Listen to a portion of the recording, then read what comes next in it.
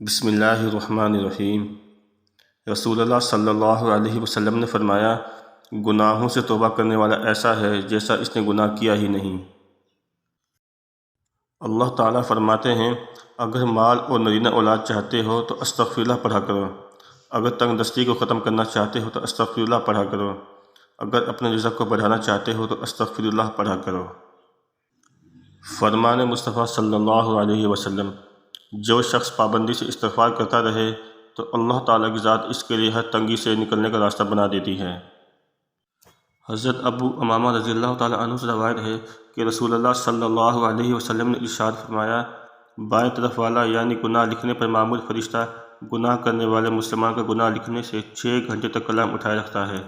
اگر وہ گناہ گار شخص اس دوران اپنے کیے پر نادم ہو جائے اور اللہ تعالیٰ سے توبہ و استغفار کر لے تو وہ فرشتہ گناہ نہیں لکھتا، اگر توبہ نہ کرے تو ایک گناہ کے بدلے ایک گناہ لکھ لیتا ہے۔ نیکی لکھنے پر معمور فرشتہ تو نیکی فوراً لکھ لیتا ہے، جبکہ گناہ لکھنے پر معمور فرشتہ 6 گھنٹے تک گناہ کی FIR درج نہیں کرتا اور مسلسل انتظار کرتا ہے۔ اللہ سبحانہ و تعالیٰ کی اس مہلت سے اگر ہم فائدہ نہ اٹھائیں تو بڑی محرومی اور بدنصیبی کی بات ہے۔ توبہ استغفار اللہ کے ہاں بہت ہی پسندیدہ اور شیطان کو تکلیف دینے والا عمل ہے، کیونکہ شیطان کی برسوں کی محنت ایک ہی لمحے میں ضائع ہو جاتی ہے۔ گناہوں سے توبہ استغفار کرنے والے مسلمان شخص کا بڑے سے بڑا گناہ معاف ہو جاتا ہے۔ رسول اللہ صلی اللہ علیہ وسلم نے ارشاد فرمایا، دلوں پر بھی زنگ لگ جاتا ہے جیسے تانبے پر زنگ آ جاتا ہے، اور دلوں کا زنگ دور کرنے والی چیز استغفار ہے۔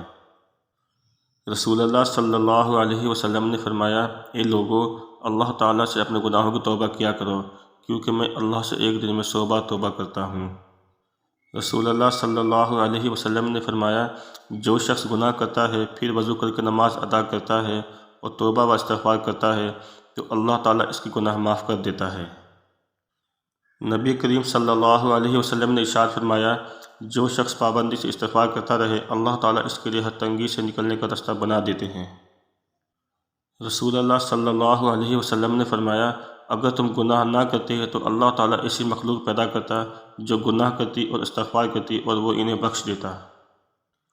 جو شخص جمعہ کی نماز فجر سے پہلے 3 بار استغفر اللہ الذی لا الہ الا هو واتوب الیہ پڑھے، اس کے گناہ بخش دیے جائیں گے، اگرچہ سمندر کے جھاگ سے زیادہ ہوں۔